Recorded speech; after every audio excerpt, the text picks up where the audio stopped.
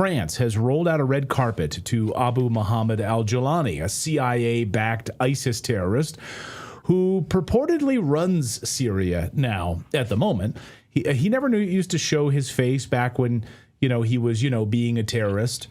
Would always wear masks and things like that, or had a very, very long beard. But now he is the installed leader of Syria after the CIA and MI6 carried out that regime change operation to oust Syrian leader Bashar al-Assad. So naturally, Emmanuel Macron just invited him, shake hands, hugged him, big bro hug here. And our next guest says, this is once again exposed the grotesque hypocrisy of Western leaders when it comes to human rights and democracy. And that guest is Kevork Almassian, who writes and produces over at Syriana Analysis from Syria, and joins us today. Kevork, great to see you. One of the clearest voices, of course, on what has been happening in Syria. I just got to get your take. When you saw an ISIS terrorist going to shaking hands with Emmanuel Macron, who's now running your country. I mean, this is shocking. What did you think? I'm disgusted, but I'm not shocked at all, because the French deep state, especially the secret intelligence agencies, have a track record in supporting Al-Qaeda and ISIS in Syria. For example, in 2012, then French Foreign Minister Laurent Fabius praised the Al-Nusra Front, which later has been rebranded into HDS, whose leader now Jawlani, and now self-elected president of Syria, by saying that al-Nusra is doing a great job in Syria.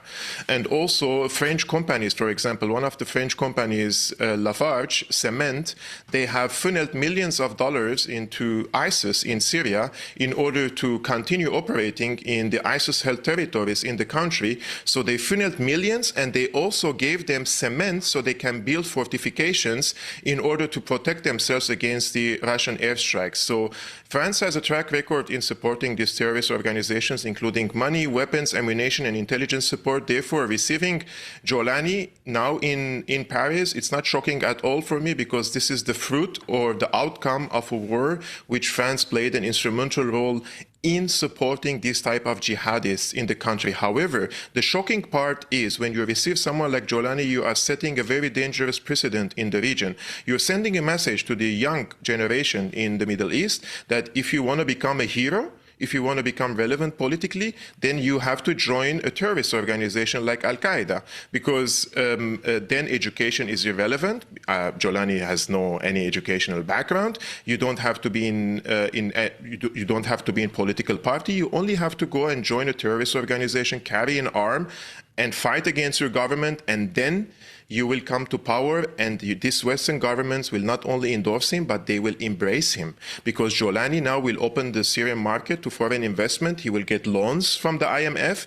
He's cozying up with the Davos psychopaths, basically, and he has been received by Tony Blair. And the foreign minister of Jawlani has been received by Tony Blair recently, and they have been talking forever. So those are the priorities of France, in addition to the Syrian normalization of relations with Israel, which is very important for France and the United States. Now Jawlani is talking to Israel. He sent secret delegation to Israel to talk with the Israelis, and he also tasked the Emiratis as mediators in order to open channels with the Israelis. So in a few months, I think we will see the Israeli flag flying over Damascus, something we wouldn't have seen under the previous regime, in my opinion. Now, think about it. France did lose soldiers to the fight against Al-Qaeda and the fight against ISIS.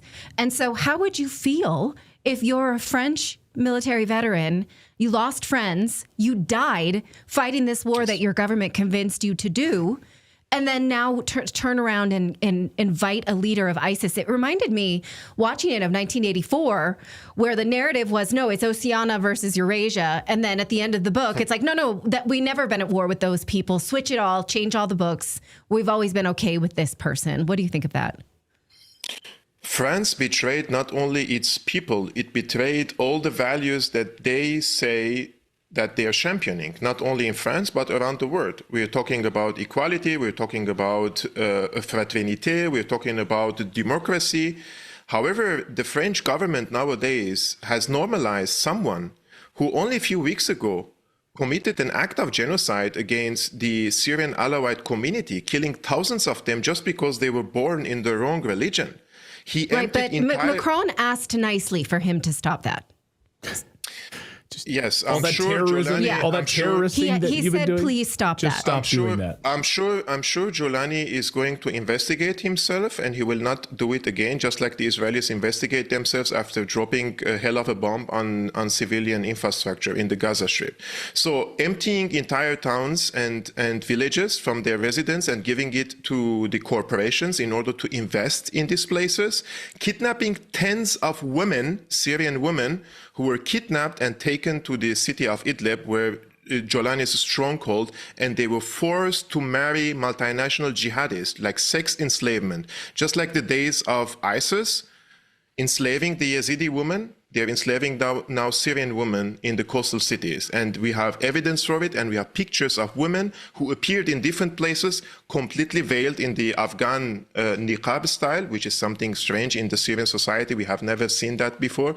But they're kidnapping women and forcing them to marry. And now students in the universities are leaving their campuses and going back to their hometowns because they don't feel safe any longer in different cities under the Jolani regime, where his militants are committing sectarian violence against the students just for being born in a different religion or in a different sect. And they are stabbing students in the campuses. So this is very disgusting for me, that the civilized world, this is what they say, right, about France, the EU, and the other countries are embracing someone like Jolani, and they are rejecting someone like us, the Syrians, we were trying to protect our country and our people from this inevitable outcome by calling us names and trying to smear us and demonize us, that we are some sort of an Assadist. But we warned them and we told them this is going to happen.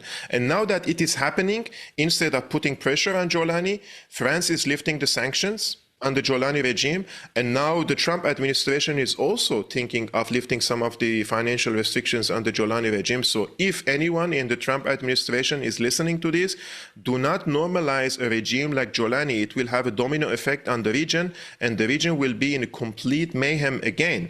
And this will encourage so many people to join such terrorist organizations in the future, something that neither us in the region want, nor the American people need, because this will also probably in the future provoke different types of warfare or terrorist attacks, and this could lead into American intervention in the Middle East again. So this is in nobody's interests, basically, in the region. So whoever is planning for normalizing this type of regime, they're doing a disservice, not only for the people in the Middle East, but also for the American people and the European people, and basically for him against humanity. You know, like when you watch all this bloodshed happening, thousands of people losing their lives because they opened their eyes and they found themselves born in a religion A or B. This is a medieval type of barbarism against the Syrian people. And I think 600,000 people who lost their lives is enough. And Syrian people deserve peace and stability. If they want to remove Assad, at least bring someone who is civilized and he can build a state, because these Islamist takfirists cannot build a state. They can destroy a state and they can destroy a community, but they cannot build a state which can treat everyone equally and respectfully. And the proof of that and evidence of that is the constitution, the draft constitution that Jolani has proposed. He appoints himself as the god, basically, of the country. He is not responsible for anyone. He is not responsible in front of the parliament, not responsible in front of the cabinet or the judiciary. So he is basically a dictator. So how is this different from Assad, which they said he is the butcher and the dictator for over a decade, and they had to remove him from power and then bring someone like Jolani? It doesn't make any sense.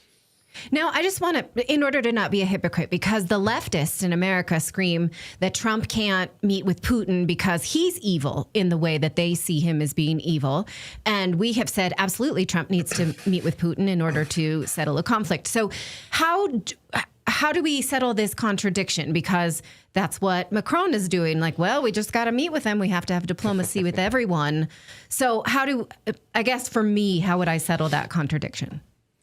Actually, the left in the West is completely corrupted, and it's been infiltrated, and they have diverted the left into completely opposite direction of what the left used to be in the past. And many of the left in the US and in Europe, they supported this. And they have been supporting this insurgency in Syria. And we've been warning them that this is an imperialist war. And you're, as a left wing, you should come from an anti-imperialist position. And you should not support a regime change operation, a covert operation by the CIA called Operation Timber Sycamore in a foreign country to destabilize this country and oust Assad and bring someone else into power, because then we will have these insurgents who are basically doing the fighting. They will come to power. At the end of the day, those who carry out the arm and fight, they will be in power. And not the people who are on TV wearing a suit and a tie and pretending to be civilized. No, those people don't have any influence on the ground. And the evidence is present in our hands at the current moment. Once Assad fled the country, who is now in charge of the country? Are the liberals in charge of the country? Are the socialists in charge of the country? Are the secularists in charge of the country? Are the nationalists in charge of the? No. They're these Takfiri terrorists in charge of the country. And Jolani himself doesn't even deny that he was in Al-Qaeda. He says it was a phase in his life that he passed through. He decapitated some people. He sent car bombs. But now he like reformed. bangs. He became... Yeah. Exactly. You go through He became a diversity friendly. And he doesn't want to do these heinous acts again. But he is continuously perpetrating this type of crimes. And when he was asked by a journalist in Paris, what do you say about the thousands of people who perished by this sectarian violence in the coastal cities? He didn't even hold responsibility for it. He said those were the remnants of the Assad regime. But we watched the footage. There was not a single man with a gun who was killed. All the footage were unarmed civilians, including men, women, and children, and with thousands of them. So he will never investigate his army of terrorists, basically, especially the multinational ones. And this is another issue, because we have thousands of multinational terrorists in Syria, and Jolani wants to give them the Syrian citizenship now. So imagine someone from Uzbekistan, Tajikistan, from the Uyghurs in China, West China. They are in Syria carrying arms and fighting, and they will receive a Syrian passport. So our passport will become like a rebel now. If wherever you go in the world, they would suspect that you're also a terrorist, like the ones that Jolani is giving them citizenship now. Well, it's wild. Thank you for pointing out what we are seeing in front of our very eyes, because, again, the West is trying to normalize it. Like, yeah, we meant for this to happen all along, now that Assad is gone. And obviously, that's hypocrisy. So Kevork Almassian is the host of Syriana Analysis. Follow him on X. Follow him on YouTube. He's just a hair away from 100,000 subscribers. So go and put him over that 6-figure subscription number. Thank you, Kevork. Thank you so much. Thank you so much.